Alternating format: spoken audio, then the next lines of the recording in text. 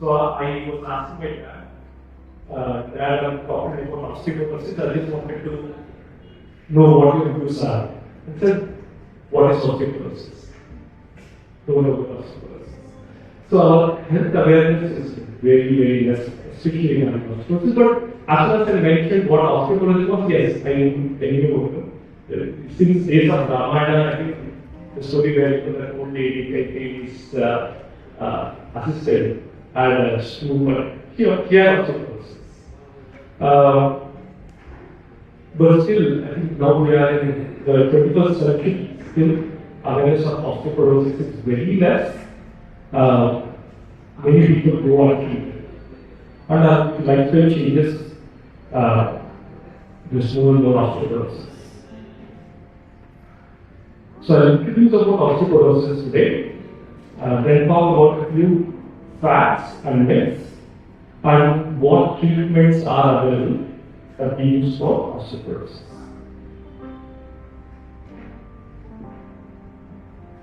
This is the medical definition of osteoporosis.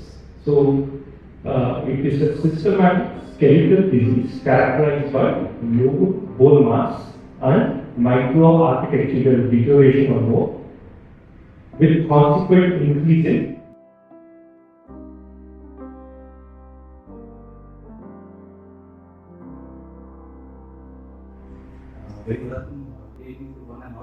being here. Today I will be speaking about the bone muscle decline and when to intervene. So, basically, the diagnosis of osteoporosis and the treatment of osteoporosis has already been spoken by Dr. Sudhi in detail. I will be speaking more on the muscle decline, how to assess the muscle decline, and what are the preventive strategies in short to prevent sarcopenia. As Dr. Pradeep was mentioning, prevention is the only thing which we can do for loss of muscle, sarcopenia. The muscle or bone loss very difficult to recover. Coming to the introduction, the medical terminology for bone and muscle loss is osteosarcopenia. This is a recent term wherein osteopenia and sarcopenia, which were considered two separate entities, has been clubbed together. Because we see a combination of both osteopenia and sarcopenia creates a lethal combination. Okay, the muscle loss leads to excessive fall risk. Patients are very highly prone to have fall, and osteopenia leads to bone weakness. So frequent falls associated with weak bone, the trivial fall results in fractures. So the end result is quite bad for the patients. It leads to fractures. So this new terminology has come up, which when considered in combination gives a very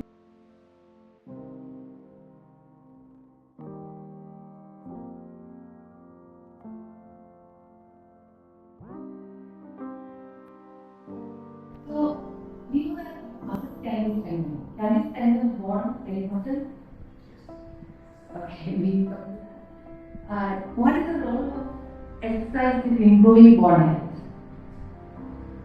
And are we doing the right exercise to improve and maintain bone strength? We are discussing now, like we are walking, we are doing yoga. Is that enough? Okay, we'll come to that. And to understand, bone is a dynamic tissue that is capable of adapting to its changing mechanical environment.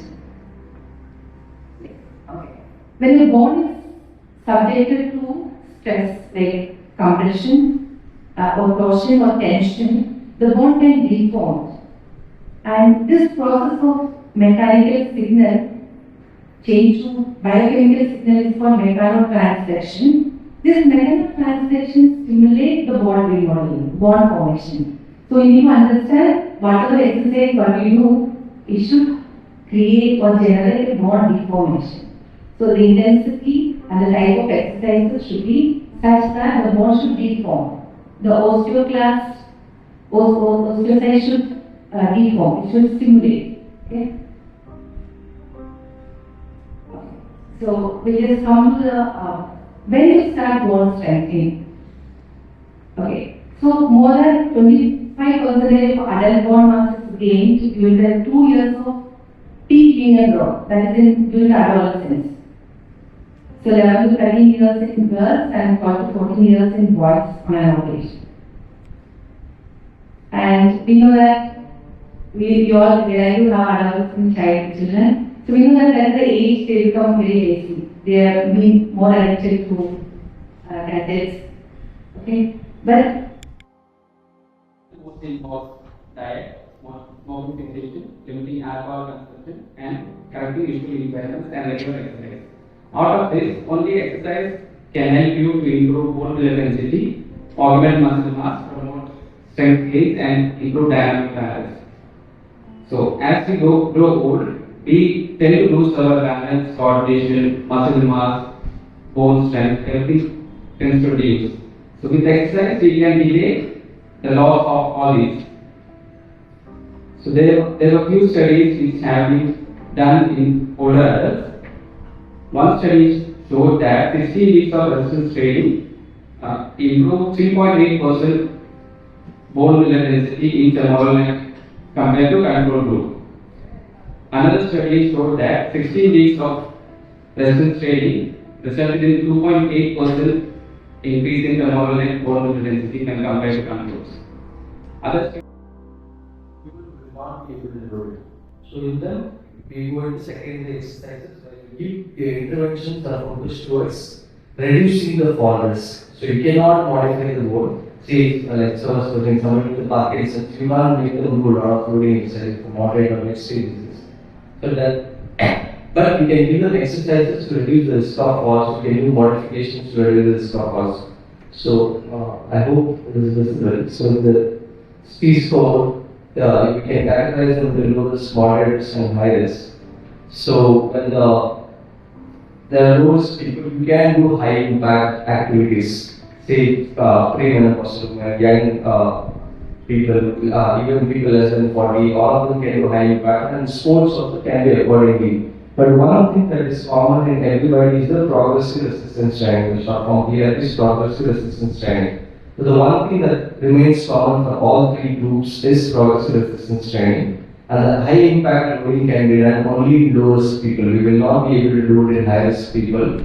And the games that you can play will be also depending on your risk level. If you are at a high risk level, there are many sports you won't be able to play. But in the low risk level, you can play a lot of sports. So it's always better to start playing at an early stage. But if you are restarting or if you are suddenly going to start, please do not straight away start with high impact activities. You will have to be put through a season of progressive resistance training, build some strength, and then you will be put to loading exercises.